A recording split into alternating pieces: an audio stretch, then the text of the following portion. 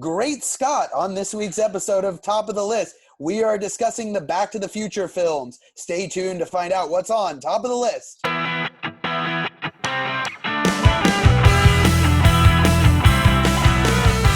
Welcome back to Top of the List, everybody. I'm Dom, and this is my best friend, Ryan Barnett. And as he said in the opening, Ryan, we will be discussing the Back to the Future series. Very excited. Absolutely. Yeah, a few of our favorite films, three timeless films to talk about, definitely. I know we both rewatched these films very recently. Big fans of them. Of course, three films all together starring Michael J. Fox and Christopher Lloyd. Brilliant casting. We'll get into that a little bit later, but you know, Back to the Future for me, definitely some childhood films. Grew up on these films. So they've always been feel good to me. Love going back and watching them again and again. How about you, Dom? Absolutely. I mean, that's kind of the reason we decided to do these films this week, right, Ryan? Is because last week we kind of talked about Jurassic Park, which was an essential film series to, us growing up. We kind of felt that was part of our childhood in a very special way. So, and we wanted to just continue forward, kind of do a few more reviews because kind of like we discussed at the end of the last series or a few episodes back, I think we said we want to get into this Christopher Nolan series, right? Building up the Tenet, and our first movie review going to go live on the channel after we both see Tenet. We're going to plan it out, hopefully, and see that when it comes out in theaters. So look forward to that. But until then, until we start our Christopher Nolan series, we wanted to think about what other films do we think are super important to us. And we went back into our childhood because, like every child, we've had some very special moments connected to movies. And I mean, we both said Back to the Future. That's the easy, answer, right? Absolutely, yeah. And directed by the brilliant Robert Zemeckis. But he's done some great films. Of course, Forrest Gump comes to mind. Who Framed Roger Rabbit? But really, this trilogy, I could say, at least from my perspective, is the peak of Zemeckis filmmaking. So really excited to jump right into these films. You want to get us started right away, Dom, with your thoughts on the first Back to the Future film? Yeah, so let's start with Back to the Future. Did it come out? I think 1985, if I'm correct. That's also when it takes place, or is it 1984? One of those 2 years. So the film came out July 3rd, 1985. So very close to this week, coming out on July 4th weekend, which we're just coming off of celebrating right now. A little different July 4th, being in quarantine, but yeah, definitely a good time to spend watching films like Back to the Future, rewatching films like that. totally. Yeah, I mean, what else can we do right now but watch movies? And that's part of the best thing about movies is we can all connect, even if we're miles apart, like you and I, Ryan, based on movies. Absolutely. So, oh yeah, so I mean, what is that? 35 years ago it came 35 out? years, yeah. Dude, that's crazy. So I think that brings me to my first point about Back to the Future. Uh, First of all, my score, 10 out of 10. I think the first Back to the Future is an absolute classic. It's up there, with the original Jurassic Park, and it's a timeless film. I kind of mentioned it last week. Back to the Future is one of those films, just like a few other films we've discussed before, like Jurassic Park, and we've discussed. I think did we talk about Pulp Fiction. I didn't think about that for a second. Yeah, so I mean, it still holds up to this day. And as far as I'm concerned, this film, Back to the Future, will always hold up until the end of time. And I'll touch on it a little bit later. But I think that the highlights of this film are the acting is incredible, the writing, fantastic. And of course, the directing by one of your favorite directors, Robert Zemeckis. The camera work in this film is flawless. Just like Jurassic Park, there's this great balance that Zemeckis has in this film between it's obviously a witty comedy at some points, but it's not afraid to be a heartfelt drama. And it's also not afraid to be a suspense film as well, which is what I love about this film. Do you agree? Absolutely, yeah. And I think I couldn't have put it better myself. I love how this film transcends genres. I mean, you have it all in one. You've got some, like you said, awesome performances. Michael J. Fox, Christopher Lloyd. I love personally Crispin Glover. He, I think, steals the show in the first film playing George McFly. He's incredible. He is amazing in this role. But yeah, just as much as suspense film, you got the scene the race to time at the end is you're watching the pictures disappear, and you're seeing Marty sort of phase out of existence if his parents don't get together at the end of the sea dance. So really a fantastic film. I love this film as well. My score, I'm going to give it a 9 out of 10. The only reason I give it a little bit lower of a score is because, and we'll touch on this a little bit later, as much as I love the first Back to the Future, I love Back to the Future Part 2 that much more. So I had to give it a little bit of wiggle room just because I like Back to the Future Part 2 a little bit more. But 9 out of 10, a fantastic film. Couldn't have put it better myself, Dom, in talking about how this film transcends genres, the writing, the acting, the cinematography, and really overall, just the story itself is fantastic. I mean, it brings a new idea of time travel, with the bringing it up to the nuclear age and nuclear power. How do we get there in the first place? Doc stole the plutonium from the Libyans, so it brings a modern take on time travel, which I love, or modern for 1985. And it's really an exciting film. Just keeps you interested in the entire hour 45-minute runtime or thereabouts. Absolutely. And one thing about this film being timeless, like you were just touching on, I recently went and visited my cousins. They're like 11 and 8 years old, and I was telling them because they're interested in my YouTube show with you, Ryan. And I was telling them about our show, and they asked, "Oh, what movies are you going to do when you get home for this week?" And I said, "Back to the Future." And even they said, "We love Back to the Future."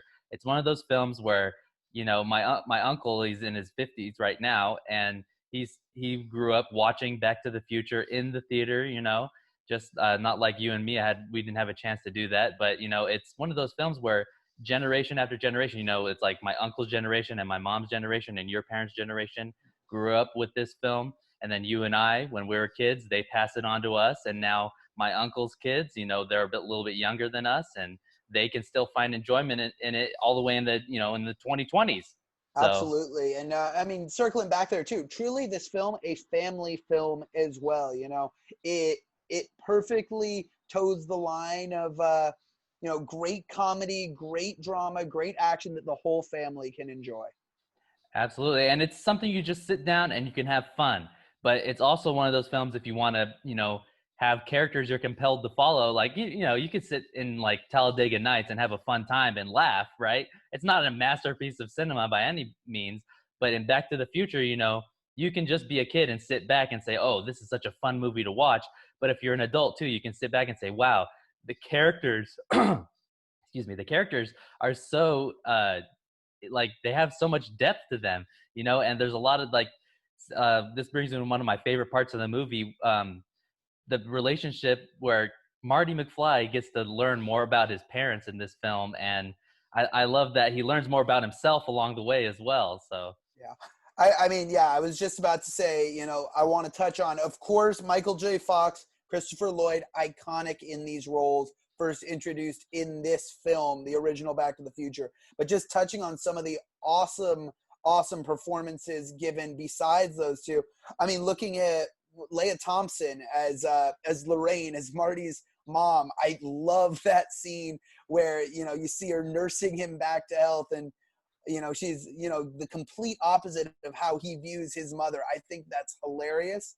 I love how she plays it. We talked about Crispin Glover as well, and I think Thomas F. Wilson, who plays Biff Tannen, and later on other members of the Tannen family as well in this entire series, plays one of the greatest villains of these 1980s sci-fi films. I love the performance by Thomas F. Wilson in all the Back to the Future films, but really the inception of Biff Tannen in the original film. yeah, and it's what I think is unique about these films, and you can say this for a lot of time travel things, especially my favorite show, Dark, which it has season 3 out, and I've been slacking on it because I've been on vacation and I wanted to watch it with my dad. So hopefully, maybe I'll post a little video or a link to something once I finish watching Dark season 3 with my review score and everything. But yeah, so one thing about time travel is that it gives the opportunities for, especially in Back to the Future, the same actor to play different characters, and it adds another dimension to just showing how fantastic these actors are in this film. Yeah, absolutely. And we see this utilized again and again in this film series, but Definitely in this film, you see it from the beginning. I want to say, my favorite scene in this film is when Marty gets back to the future, back to the year 1985, and he comes back and how his life has changed for the better after the future has changed. Really one of my favorite scenes, and seeing the change of his parents and Biff, I absolutely love that. I think it's an awesome scene. And of course, how this film ends as well. The Yeah. ultimate cliffhanger setting us up for Back to the Future Part 2. Absolutely. Yeah. I love the way the movie ends. It gives you that feeling in your gut. You're like, oh, I want to see more, And there was something else I wanted to touch on. I think, so one thing is that the character introductions, this is something that you can notice in a lot of Spielberg films. It happens in Jurassic Park. I think we touched on it a little bit in Jurassic Park, the introduction of Alan Grant when you first meet him in the dinosaur dig, and you get this awesome reveal, and you get every character has an awesome reveal, even though Spielberg was just, I think, the producer on this one. It's just this style of filmmaking that you don't get this really that much today. You don't get this great level of reveal. Like, think about, I know you watched it recently, Ryan, and I did as well. The first time you see Marty McFly, right? So there's that amazing where you're just seeing the opening credits, you're seeing, the actors, the producers, the directors, and it's just this long take of all those clocks ticking. Yep. And the Yep. camera work is fantastic. And then you move over and you don't see Michael J. Fox's face for a long time. And you just see this amazing cuts of him plugging in this guitar, turning all the knobs, every knob. And you're like, oh, is this the time machine? Like, he's turning all this on, but like, oh no, he puts it in the guitar and then boom, and he flies back and all the papers are all over him. And then boom, his head comes out. And that's the first time you see our main character. Absolutely. Yeah. And, that entire opening sequence is incredible, from the clocks to the guitar, the phone call with Doc, oh, your clocks are set late. I'm late. Cool. And then the skateboarding scene to his school, incredible cinematography.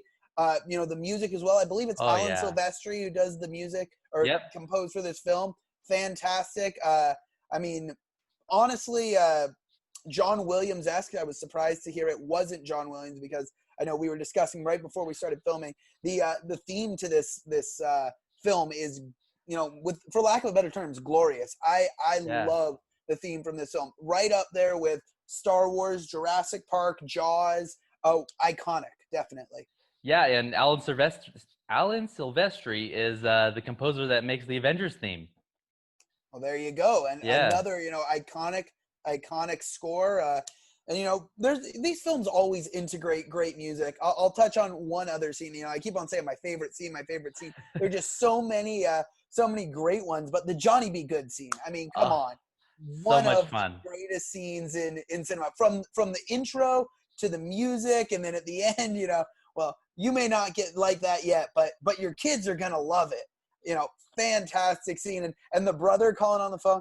It's hey Chuck, it's your brother Marvin Berry. Remember that new sound you're looking for? Well, listen to this. Holds the phone up. It's, oh man, iconic scene from an iconic piece of cinema.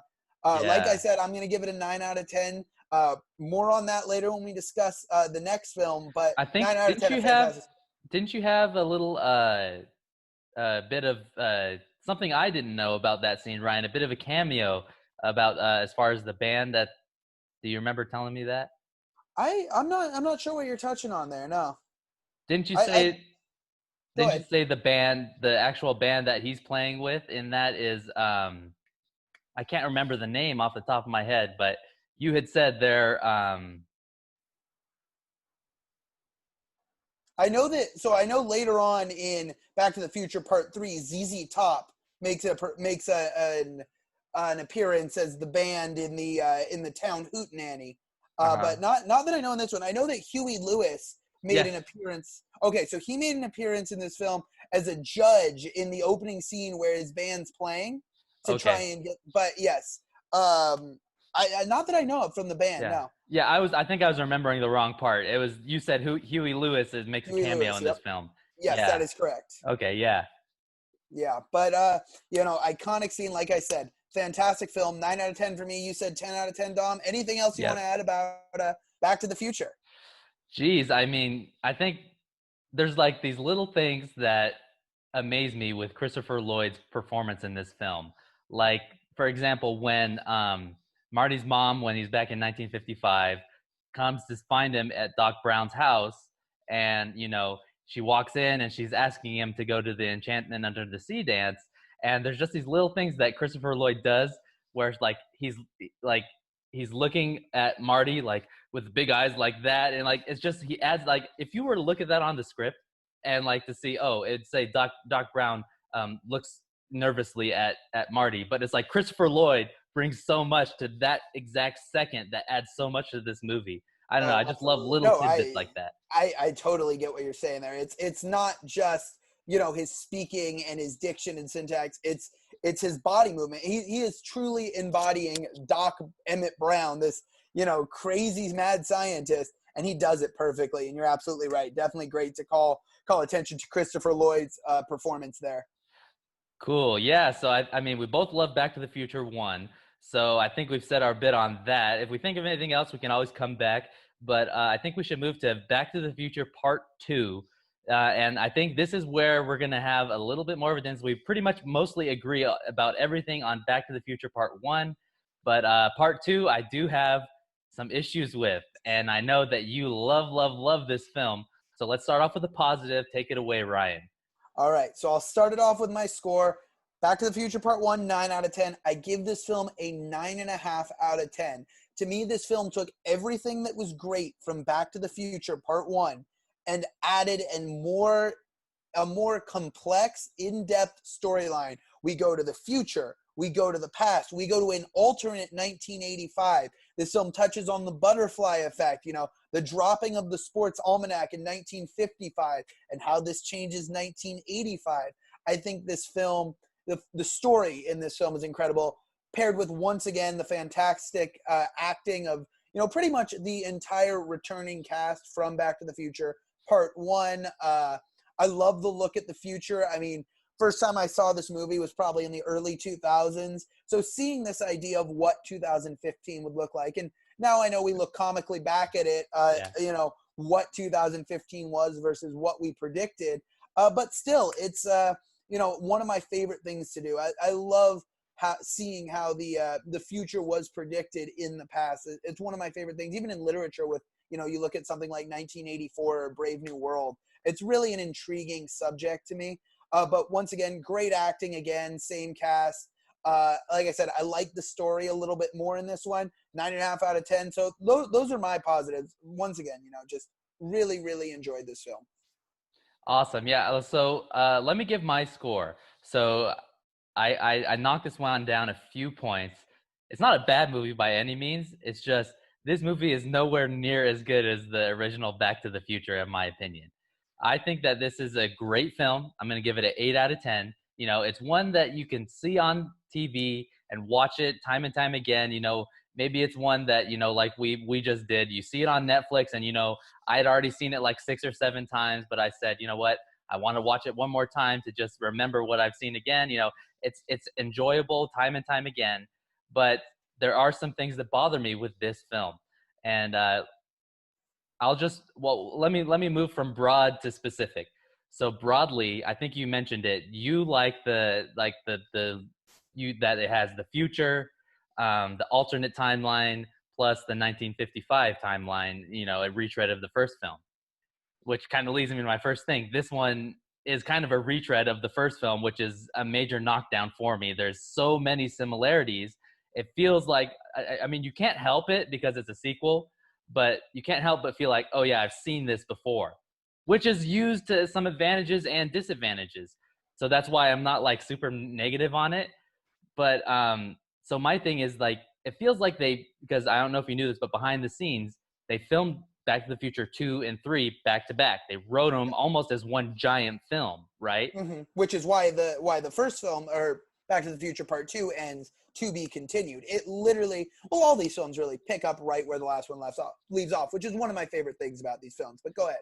Me too. Yeah, I like the to be continued as well, but 2 and 3 feel like they could be one giant movie, and it feels like specifically Back to the Future 2, they had too much in this movie. Like, they have the future, the alternate timeline, and the 1955. For me, Okay, yeah, go ahead, go ahead. I was just going to say, I have to disagree there. If anything, I would say the Back to the Future Part 1 and 2 feel to me like they could be in the same movie because they're references back to the other one. To me, the third film, and we'll talk about this later, is a completely original concept compared to 1 and 2. You're absolutely right. 2 definitely retreads a lot on what happened in Back to the Future Part 1. I mean, that scene where he's in 2015 is almost a shot-for-shot remake of when he's in Hill Valley Town Square 1955. I mean, the big wide panning camera, you know, the view of the Arco station, whereas in 1955 everyone's coming out to service the cars. Then in 2015 it's all automated.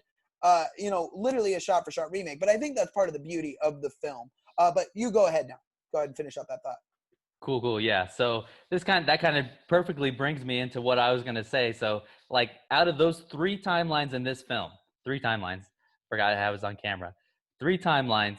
I think that 2 out of the 3 work. Okay. And I hate to say it, Ryan, but I think 2015 does not work in this film. And unfortunately, it's like 35 to 40 minutes of this film. I think that first 35 to 40 minutes of this film is okay. And it's not bad. It's not amazing. It's fine. It, like I said, it feels so familiar. And I think the main thing is for me, like I said, it feels like a retread, but mostly it feels like it's almost too silly. It feels like we are not in a Back to the Future film anymore. Don't get me wrong. Back to the Future is funny and witty and silly, but this feels almost too much overdone. And specifically, Griff, the future Biff Tannen's grandson, he is overdoing it so much in the future, but in the rest of the movie he's fine. And I think it's just the way he plays Biff, Griff, you know, all the different versions of himself. It works because in 1955 that way of acting is believable. In, you know, in 1985, the way he's acting, it makes sense.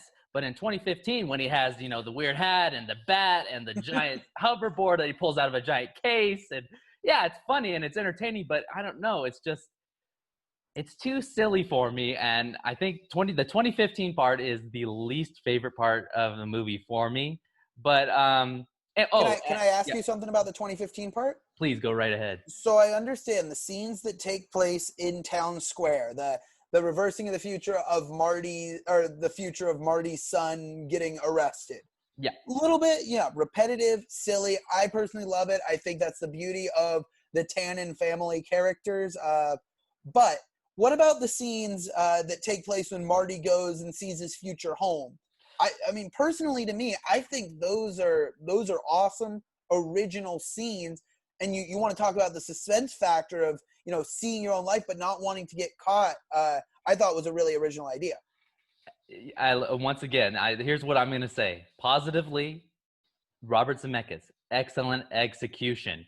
But for me, the writing faltered right there.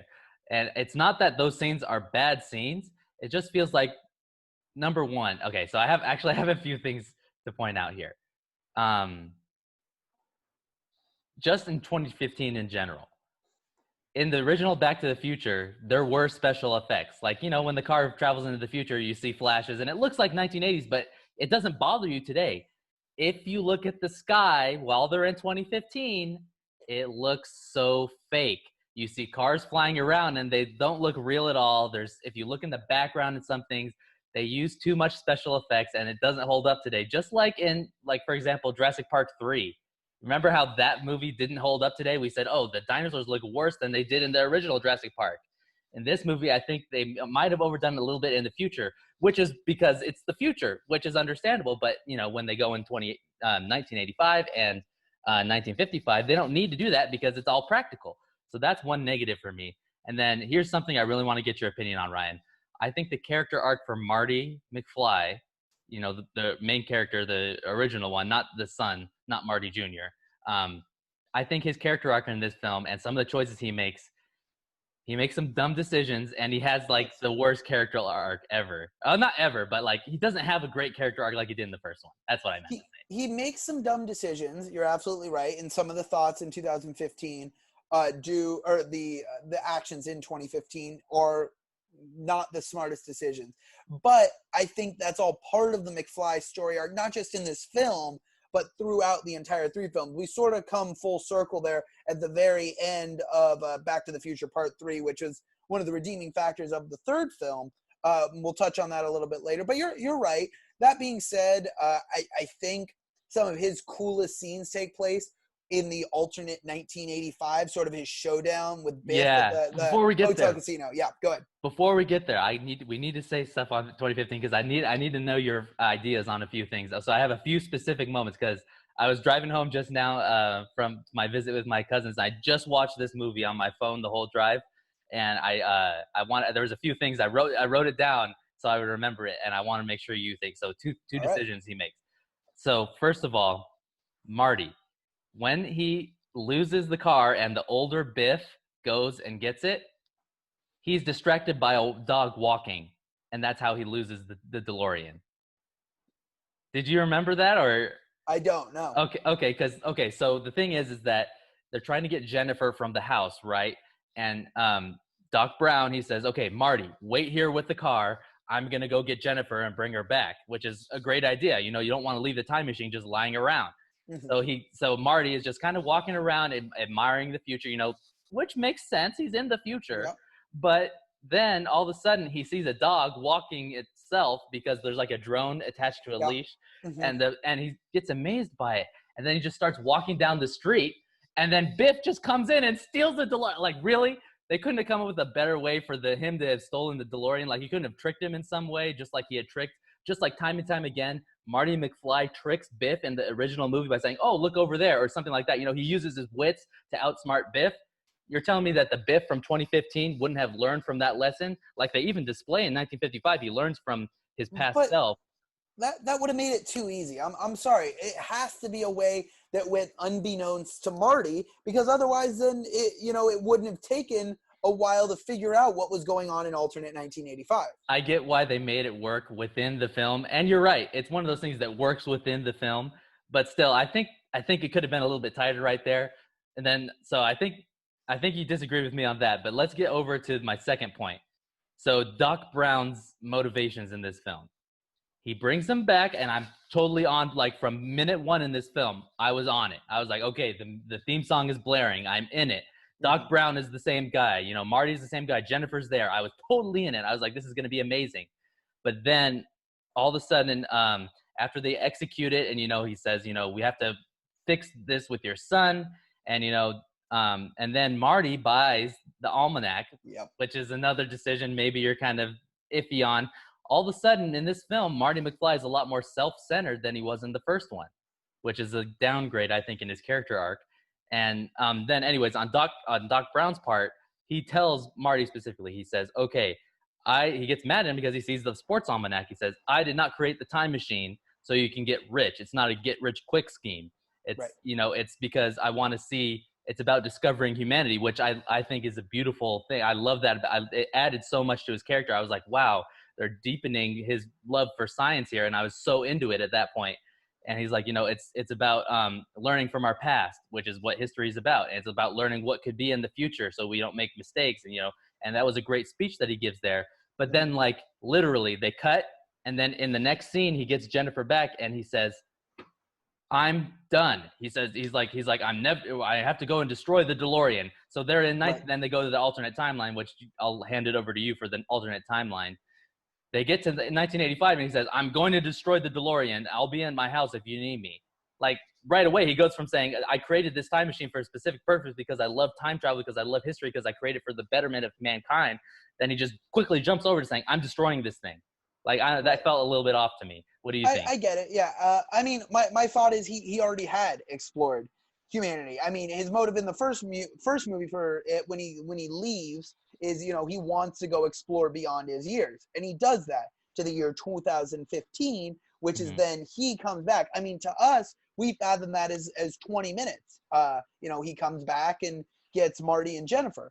But, right. I mean, he has been exploring the future. So my thought was, I think in the movie they had said it had been 8 months for him, and that for us it had only been like a few seconds. Yeah. So, I mean, my thought there is that, he's seen what he needs to see, and he sees the danger of time travel, which is why he wants to wants to destroy the DeLorean. But I could see where you fault the film in sort of story arc there. Hmm. But okay, so that's kind of like that's my negative part. But like, okay, and then like I looked at the time on the thing and I was like, okay, 40-minute mark. They head over into 1985 alternate timeline, and the movie shifts tones from like the silly tone and like slightly serious to all of a sudden 1985 is dark, Oh yeah, serious, lots of drama, and I was like, this is amazing. This is the yeah, movie I've been wanting to see, and I love it from then on. right, yeah, and you're absolutely right, and that's why I think I like this film. You know, even more so than the first one. The transcendence of genres in this film is impressive, and the fact that Robert Zemeckis makes it work. It's not too quick of a cut because you don't see that change immediately. Marty, oh, I went from a comedy movie about the future to a dramatic film where my past has changed. You know, you learn with Marty what's happening and how Biff became, you know, this powerful, you know, wealthy hotel owner, and you know the luckiest man in to come from Hill Valley, as they say it in the film. And you know the scenes with his mother, and you know Biff, you know, sort of just throwing her around and beating her. It's a powerful scene, and Yeah, you know seeing what happens when you do meddle with this time travel. And I yeah, think it all comes to an apex, you know, on top of the hotel where Biff's trying to kill Marty. It's an incredible scene. You have the revelation. Spoiler alert here for anyone who hasn't seen it, that Biff killed George McFly in this uh, excellent scene. alternate timeline, and then Marty jumps off the building and comes back up with the DeLorean underneath him. Yeah, So cool. and the theme song plays as he comes back up, and then Doc opens the door and hits him. I love that Yep. part. Yeah, so I mean, and here's the thing. The other thing too is that I think that Robert Zemeckis really shines once he gets into this 1985 area. Like I don't know, like the future, like you said, like it's realized very expertly. But I think in 1985, the cinematography, especially, I don't know who was the director of photography on this film, but they did a great job of this 1985 alternate reality. They don't make it just feel like, you know, oh, this is something else, something has changed. It's that this is a nightmare visuals. You know, even the shot of Biff Tandon's giant tower, it's like almost like it's shooting straight up into the Mm-hmm. sky. You know, it's the visuals are amazing in this sequence. Absolutely, yeah. Uh, so I mean, we've talked about those two arcs, and now I mean, I think the last thing we can touch on, and we may disagree about this, is going back to 1955 in this film. Personally, I thought this was a really neat view of this film. You observe with Marty McFly 1955 again, yes, but Mhm. from a completely different vantage point, which I thought was really neat. Me too. I love revisiting the first film from a different vantage point because you're right. You are seeing things that you've seen before, which I'm kind of mixed on, but I like that they made it a little bit different by he has to fix new problems in this situation. So I like that. And there is one thing though that I do mark down this section of the film, and that's, I mean, for me, nothing can stand up to that sequence where he's driving the car and they're waiting for the lightning to strike, and Doc has to pull together those two cables, and he drops the cable and the cable's caught on the tree, and then he has to Mhm. slide down on the tree, and the music is awesome. And just for me, like, it's cool when he's on the hoverboard and he's going through the tunnel and they're chasing down Biff in the car to get the almanac. It just can't live up to the suspense of that first film. I don't know. I thought that scene with the car and the hoverboard in the tunnel, I thought it Mhm. was awesome. You're absolutely right. You know, it's a neat scene versus an iconic scene. I Yeah. understand that chase scene will never be the suspense of Doc Brown getting the cables plugged in with the DeLorean speeding by, but it was an awesome scene. If you Yeah. look at them standalone, if Back to the Future were not what it was, and it was just two separate individual films. Personally, I thought the car chase scene trying to get Biff and that almanac was a lot more action packed. It was a neat scene. I really liked it. I liked how it was executed a lot. Yeah, and I love when he rides the hoverboard. That is just, think back, dude, when you were a kid. Did you not want to have one of those Oh, I hoverboards? even from the opening scene where where he takes it, and he does it, once again, paying homage to the original film, the same way he steals that the little girl's scooter in the Yeah. first film, and then breaks off the top part and uses it as a skateboard. He does the same thing here in this film, but even from that scene, those hoverboards were awesome, and a lot of people poked fun at it in 2015. I think it was, I want to say, The Late Show, that Michael J. Fox and Christopher Lloyd came together for a Back to the Future, sort of reunion, and they come out and they say, it's the year 2015, but something's went wrong. And Michael J. Fox goes to Christopher Lloyd, he goes, "What, they don't have hoverboards anymore?" He goes, "No, they do, but they're not what you think," referencing the stupid Segway hoverboard things that everyone had about our senior years of high school or freshman year of college. Yeah. I thought that was hilarious because, those were so awesome. Wish something like that existed today. Totally. And I mean, the whole flying car thing never quite worked out too, right? Yeah, you're absolutely right there. But but I mean, it's not a mark against it. It's just, man, don't you wish we had flying cars? But Jaws 3D did come out. That's right. Gosh, have you seen Jaws 3D? I have not. I refuse to, and we will probably for the show. But for the time being, I have not seen anything beyond the original Jaws because none of them were Spielberg besides the original, correct? Just the original. I think that I watched Jaws 3D one time at my buddy's house when I was like 12 years old. But I just remember thinking, I don't want to watch that ever again. It's nowhere near as good as the first one. Yeah, I have not touched anything outside of Jaws, which we'll talk about within the next couple of weeks because without a doubt, Head and Shoulders, one of the greatest films all time. Absolutely. And that's one of the films where we have identical opinions, I think. We love that film so much. Anyways, so let me just close this up. So Back to the Future Part 2. For me, it's a great film, 8 out of 10. A few flaws I had with it, but it's, I think just if you get back to what we were talking about in the first one, this is a fun film. You can sit down and, anyone, no matter what age you are, you can have a fun time watching this film. The performances are once again excellent. You can't mark down the actors for anything. This one, the weakness in this one for me was a little bit of oversight in the writing department. But like I said, I feel like the whole second half of this film is very exciting, very fun. It was just a few minor things that I'll admit I nitpicked on this one a little bit, but still an enjoyable film no matter what way you look at it. Definitely agree. So your score was an 8 out of 10, correct? 9.5 out of 10 for me. Definitely didn't have as many of the complaints in the first half of the film. I enjoyed the zany, quirky 2015, but that's why we have this show, so we can discuss and debate. And just a reminder to fans out there, feel free to drop in the comments what you think of these films as well. But I think we've said all we can about Back to the Future Part 2. Let's jump to Back to the Future Part 3, the third and final installment, at least of this film series. There were a few more Back to the Future projects, television, amusement park rides, etc.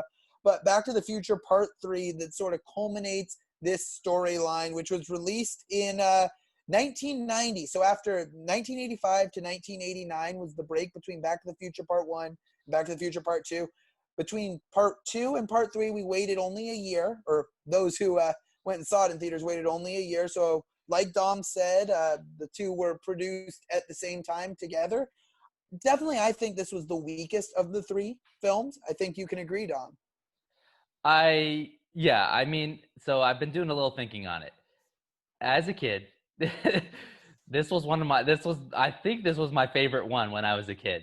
But, Back to the Future 1 is like all-time great now that I know that, just not just from other people's opinions, but rewatching it as an adult and hearing what kids say about it. Everybody loves Back to the Future 1, and I love it for that. But I mean, as a kid, I was biased to this one, and I'll tell you why. I was a huge fan of the Old West and cowboys. I didn't know you at this time, Ryan, but when I was younger and we both lived in Santa Clarita, I had a cowboy room and I had rope that went around the ceiling and I had spurs and boots on the wall, and I wanted to have this bed that was like a covered wagon that I could sleep in. So I was partial to this film because it combined everything I love. I love time travel. I love science fiction, and I love the Old West, and this one mashed them all together, and I adored it. But I'm gonna give this movie Back to the Future Part 3 for me is gonna be an 8 out of 10 as well. I'm gonna give 2 and 3 the same score, and here's why. For me, they're interchangeable. I love them both kind of equally, although I will say there's things I love way more in 2 than in 3, and then there's a few things I love in 3 more than 2. So it's like it's a mix up for me. But I will say I think that 3, as far as like the romantic relationship between Doc Brown, that's where the film kind of slows down a little bit for me. I don't know if you agree on that or not, but yeah, so 8 out of 10 for me, Ryan. What do you think about Back to the Future Part 3? So I give this film a 7.5 out of 10. So slightly below yours, and by no means a bad film. It's definitely an above average film. You're absolutely right. I think the romantic connection between Doc Brown and getting her name right here, Clara Clayton, who was played by Mary Steenburgen, who honestly one of my favorite actresses. And I think she plays the role very well. It just seemed very out of character for Doc Brown. And I mean, he even says that. He alludes to it in the beginning of the film. What, me? An amorous connection? No. When he's in the Old West and Marty shows him the telegram that says that I've been living with my darling Clara here in the year 1885. That being said, I think a lot of the what was good in the first 2 films was very good in this film. Once again, with the exception of Mary Steenburgen, not really anyone new to the cast. And, it was a brilliant casting job overall in this film or in these films by, I guess that would be the producers who cast or the casting directors. So Yeah, Bob Gale produced these 3 films. Zemeckis had a hand in all of them writing the story. It's an enjoyable film, definitely. I thought there were some zany, quirky things in this film. Like I said, I thought the romance was sort of out of place, and then the ending of this film didn't really do it for me with the train and Doc. Yeah, so I'll admit right here, Ryan, I did not rewatch this one. Okay. But will say, out of the 3 Back to the Future films, because I like the Old West so much, I've probably seen this film like 20 times. So I mean, I feel like I have a good memory of it, but I haven't watched it recently. So maybe you can remind me, just kind of like, so I know how the third one ends. He's in 1955. He gets Doc Brown's help to take him back, but it wasn't Doc Brown's wish to have him help him, or? So he's in 1955 at end of, and he travels back to 1885. Let's see. I mean, like I said, this wasn't nearly as memorable as the other. So yeah. So he goes back to 1985. Okay. Does Marty with Doc Brown, gets back to 1985, and then Doc Brown helps him go to 1885 after he has the telegram. He drives into the Indian movie theater, and then as he speeds into the screen with the Native American charging, he actually ends up in the charge there. Okay. And so that's how it starts. He runs into his family who lives on the outskirts of town, runs into Doc Brown and I remember all of that, yeah. Buford Tannen. They challenge each other, or Buford Mad Dog Tannen. Yep. Don't call him Mad Dog. Hates that name. Yeah. And then you've got the amorous connection between the school teacher, Clara, and Doc Brown. And they both have the love for Jules Verne. And then at the end, he travels back to 1985. There's that long played out scene, getting the train to get up to 85 miles per hour. And then he gets back to 1985. And then Doc comes back on the time traveling train with his 2 kids. And okay. The end there, I like the end in the sense that we see what happened to Marty for 2015, the guy challenging him to a street race, but he chooses not to in this now timeline and doesn't hurt himself. And that sort of touches on the film's idea that, the future is what you make of it. He changes his future there. So I like that. But then with the train traveling back in time, it's a flying train and sort of what do they call it? Steampunk-esque before its time. He's running the steam engine, but it's a time machine. I thought was a little over the top and ridiculous. Gosh, yeah, I can't remember that part. So Doc Brown comes back into 1985? Yeah. Oh, wow, okay. He comes back into 1985 on a train and introduces Marty to Clara and his two sons, who were named Jules and Vern, Okay, which got I it. thought was really ridiculous. And what happens from there? Does he stay in 1985, or what does he do? No, so he's traveling through time on this train. Okay, and he's just like on Uh, vacation or what? I guess he wanted to go back and see Marty. I want to say it's after Marty destroys the DeLorean, because Okay, Marty drives the DeLorean onto the train tracks and a train comes and destroys it. right. And then I think Doc Brown's train comes to see Marty. Okay, And he leaves him with the message, the future is what you make of it. Which is got sort it. of, Okay, really the thought of this entire film. right, right. Yeah, I love. I kind of like that. That's cool. I mean, I don't know that the whole thing about Doc Brown traveling on a train didn't. I don't remember that, and I feel like it is out of place now that you mention it. But a few things I do love about this movie, the whole "you a chicken, McFly? You a chicken?" I love that part whenever they do that in 2 and in 3. But I Right. also like the shootouts in this movie are pretty awesome, I think. Yeah, yeah. I mean, there's the primary shootout scene. It's sort of the climax of this film between Mad Dog and Marty, and it's not your traditional thought of a shootout, and it's exciting. I Yeah. really liked it. So definitely an apex of the film. I thought personally, first of all, the idea of getting a train in 1885 to get up to 85 miles an hour, that was a little ridiculous. And I thought the scene where you have Marty in the DeLorean and then Doc trying to climb to the DeLorean, and then Mary Steenburgen's on the back trying to catch up to him, and she's climbing on it as this thing's going at 85 miles an hour, and she's in like this old school 1885 big old, school teacher dress. I thought, once again, I thought it was a little over the top, but definitely an enjoyable film. I'm not gonna Yeah. knock it too much for that. 7.5 out of 10, definitely a respectable score. Absolutely, yes. I'm gonna give this one an 8. Even like I feel like I maybe should have rewatched this one again, but I don't know. Like the childhood nostalgia wants me to give this one an 8 because I love the old west, and it's Back to the Future, dude. You got to we love all three of these movies. There's not a bad Back to the Future movie. Yeah, Um, you're absolutely right. right, yeah. So, uh, but now that you do mention that part, I think I'll jump right into my list. Unless you have something else to say on Back to the Future 3. Absolutely not. No, 7.5 out of 10, definitely an enjoyable film, but to me, not doesn't have the gravitas, so to speak, of the first two films. Got it. Cool. So yeah, so for me, definitely my list is different than yours, Ryan. I'm gonna put number 3, Back to the Future Part 3. The Old West one, I just after you mentioned a few things there, you kind of convinced me that maybe this isn't my favorite one. I do like, since I just watched Back to the Future Part 2, I do like that movie more. Maybe I think it might change over time, but who knows? It depends on the mood. Maybe I get flip flop between, I'll say. But for this list, 3, Back to the Future Part 3, 2, Back to the Future Part 2, and number 1, the original Back to the Future 1985 film, a classic film. Yeah, so we're pretty similar, bottom of the list, same for us, Back to the Future Part 3, and just flip-flop up on the top. I liked Back to the Future Part 2, top of my list at 9.5 out of 10. Just a little bit more than Back to the Future, which I give a 9 out of 10. But definitely all great films, sort of created its own universe. Following this, we had a Back to the Future animated series. I didn't know if you were aware of that, Dom.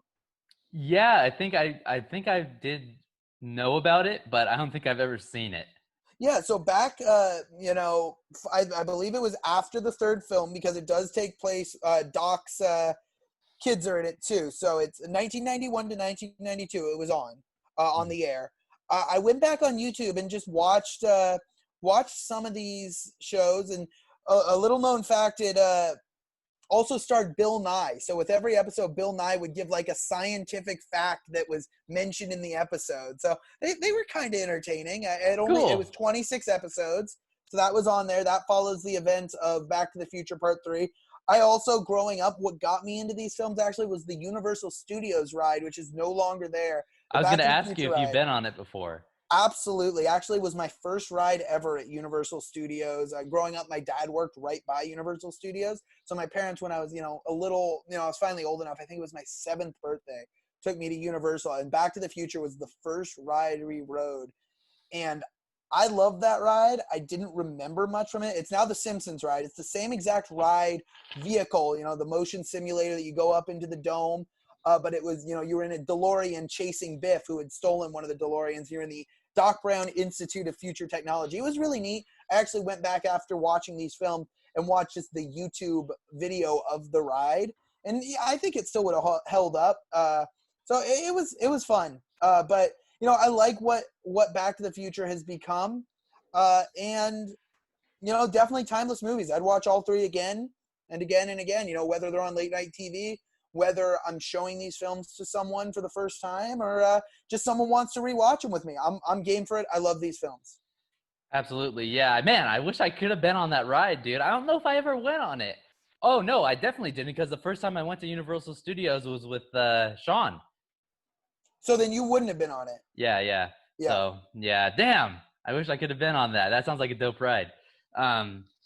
Cool then. So I think we should take maybe just 2 or 3 minutes to discuss what our agenda is for top of the list, Ryan. And correct me if I'm wrong, but next week we're going to be doing Indiana Jones, right? That is absolutely correct. Just finished up watching all 4 today, or I guess I should say over this weekend. So really excited about that one. Jumping back to Steven Spielberg, who had a hand in the Back to the Future films as well. But that'll be a fun episode definitely next week. So stay tuned. Indiana Jones. Yeah, I think we just wanted to continue on with, I think that these were kind of the 3 main, at least for us, besides, Star Wars. I mean, but we already talked about Star Wars on Instagram that one time. So we want to wait a little bit longer before we talk about Star Wars. But at least for us as a kid, Jurassic Park, Back to the Future, and then right there is also Indiana Jones. So those are kind of our childhood favorites. And, maybe there's a few others we'll discuss. I know for me, I was a big fan of E.T. as well. So maybe we'll do, favorite Spielbergs as well in the future. But like I said, we also want to work in, we have a 3-part Christopher Nolan series planned where we'll do 1 episode, the Dark Knight trilogy, and then the other 2 episodes, his other films, broken up into, I think, he had 4 other films each episode or something like that. Yeah, I think it's 4 and 3. I think he has 10 total films leading up. Tenet will be his 11th, I believe. Excellent. Yeah. And then, after that, we want to try to time it as good as we can and, go see Tenet. Preferably, we'll like to see it together. But if it doesn't work out, we'll just try to both go see it and then hop on Zoom and, do our review there. But if not, if we can get together, then maybe you can come to my house or I can go to your house and we'll have our first in-person top of the list episode. Very excited to see if that can work out. And I'm excited to see Tenet. Yeah, I mean, it's from what I've seen of Christopher Nolan, I haven't seen as many of his films as you have. I think I just saw my 5th of his 10 films, so about halfway there. But, I like his filmmaking style, so definitely excited for Tenet. I know you've been hyping it up for me a lot. I remember before all this quarantine started, seeing the trailers for it. It looks like a neat movie, so I'm excited. Looks very almost Inception-esque, which I would say, without a doubt, is my favorite Christopher Nolan film so far of the ones I've seen. Yeah, it's definitely, I've seen a few videos on YouTube and articles saying this is the kind of secret Inception sequel in a way. But from what Christopher Nolan has said, he said it's going to redefine the espionage genre, which makes me very, very excited. And it, of course, has to do with time travel, right? Because at times it went backwards and, Back to the Future.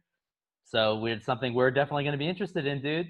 So I think maybe we should leave it there. Don't forget to like, comment, and subscribe to get some more content. We release our videos on Mondays, and they're usually about 50 minutes, but you can also catch us on our podcast services as well. Spotify, Apple Podcasts, Google Podcasts are the main 3 we post to. So if you want to listen on your drive home or while you're on the toilet, you can do that too. And so I'm Dom Gonzalez, or just Dom, but my Instagram handle is Dom Gonzalez48. So you can follow me there if you like. And Ryan, take us out. Yeah, so like Dom said, he's Dom. I'm RB. You can find me on Instagram at RB_the_SID. But thanks so much for tuning in this week, guys. Have a great week. We'll see you next Monday. All right, later.